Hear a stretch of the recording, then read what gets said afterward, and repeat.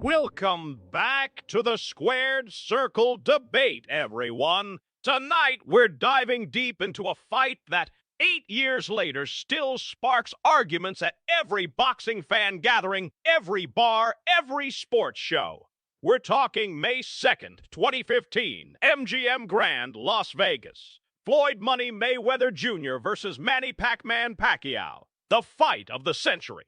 Marcus, the air in Vegas that night, you could just cut it with a knife, couldn't you? Cut it with a knife? Jay, you could have built a whole new casino with the tension. I mean, this wasn't just a fight. This was the fight. The one everyone had been begging for years. The undefeated defensive genius against the whirlwind power-punching aggressor. The hype was stratospheric, and the anticipation unbearable. Absolutely. And then the fight happened. And for a lot of people, what they saw didn't quite live up to that insane hype. But it definitely lived up to the controversy. Because officially, the judges gave Floyd Mayweather a unanimous decision victory. 118 to 110, 116, 112, 116, 112.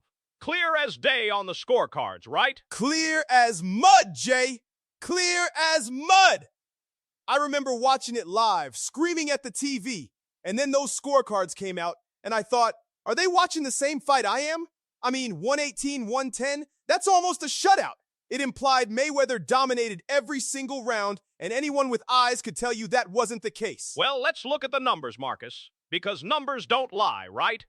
CompuBox, the official punch statistics, showed Floyd landed 67 more punches than Manny, 148 to 81. And his accuracy was significantly better, 34% compared to Pacquiao's 19%.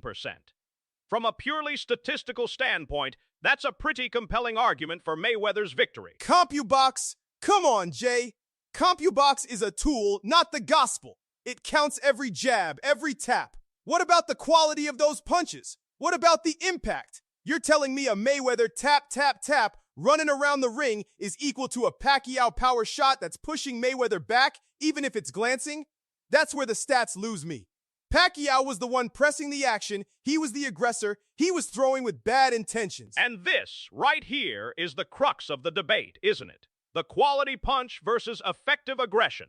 As judges, we're supposed to score based on 4 criteria: effective aggression, ring generalship, defense, and clean, effective punching.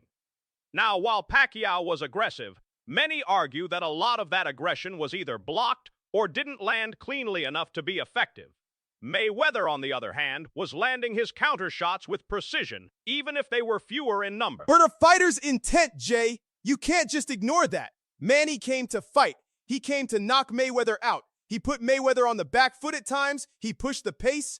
You can't win a fight just by pot-shotting and running, can you?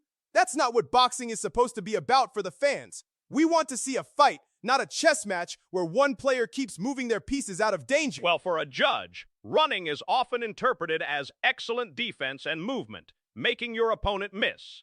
And landing clean, effective punches, even fewer of them, is exactly what scores points. It's not about who looks like they're trying harder, it's about who's doing more damage and controlling the narrative within the rules.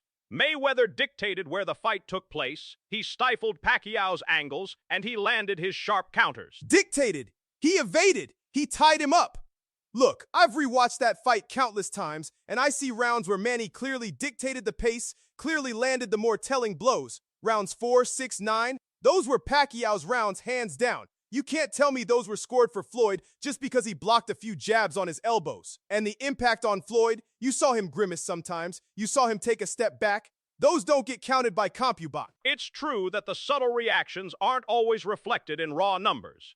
But judges are trained to look beyond just the perceived aggression. They're looking for clean breaks, balance, and the effect of the punch. Mayweather's defense was, as always, surgical. He made Pacquiao miss a lot, and that frustrates an aggressive fighter. When Pacquiao did get in, Floyd would often smother him, tying him up, disrupting his rhythm. That's part of the game. Part of the game or part of the problem? I just feel like Mayweather played a game that prioritized not getting hit over actually hurting his opponent, and the judges rewarded that. It's frustrating for fans who want to see explosive action. And then you throw in the whole IV scandal, Jay. That just makes it even harder to swallow. Ah, the IV controversy. That certainly added another layer of mud to the waters. For those who don't remember, after the fight, it was revealed that Floyd Mayweather had received an unauthorized IV infusion the day before the fight. USADA, the U.S. anti-doping agency, retroactively cleared him, stating it was for dehydration and vitamin deficiencies and didn't contain any banned substances.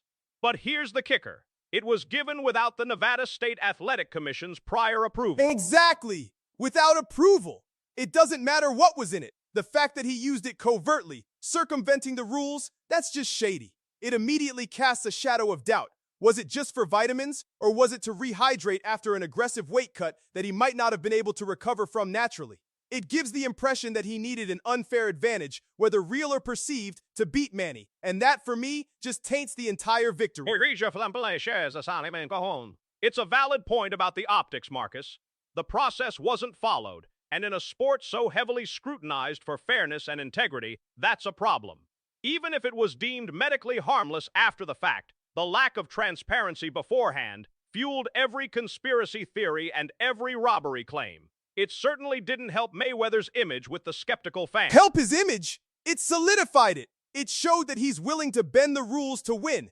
And Manny, bless his heart, he still claims victory years later. And you know what? I believe him. I truly believe he feels he won that fight. And I think a lot of people who watched it with their hearts, not just with a scorecard, felt the same way. And that's the beauty and the frustration of boxing, isn't it? It's a sport where subjectivity is woven into its very fabric. You can have all the CompuBox stats in the world, all the official scorecards, and still, someone watching with a different lens, a different set of priorities, will come to a completely different conclusion.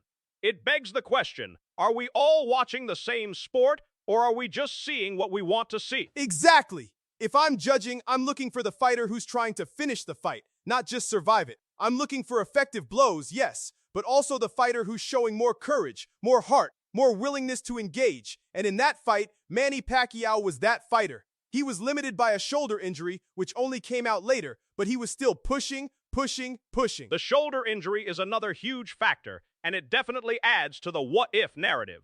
Pacquiao claimed he had a torn rotator cuff that limited his right hand, a key weapon against Mayweather's defense. Whether that played a significant role, or if it was an excuse, is another layer of the debate.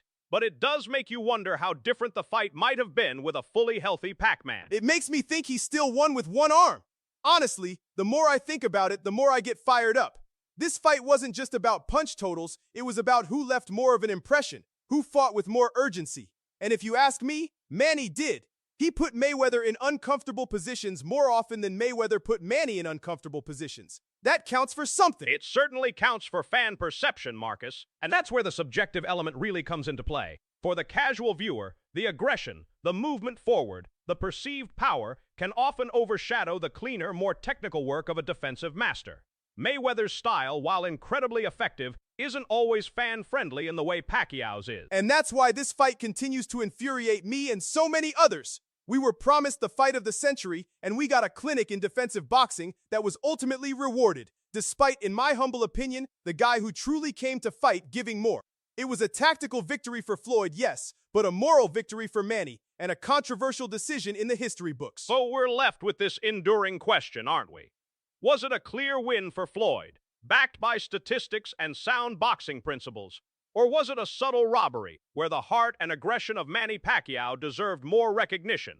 Where do you stand, folks? Because this isn't just about what the official judges decided back then, or even what Marcus and I think now. This is about what you see when you watch the footage. This is about whether you believe boxing is objective enough to have clear right and wrong answers, or whether the sport is so subjective that reasonable people can disagree on the same 12 rounds of action. Because trust me, we've had this debate with people we trust, and they've come to the opposite conclusion.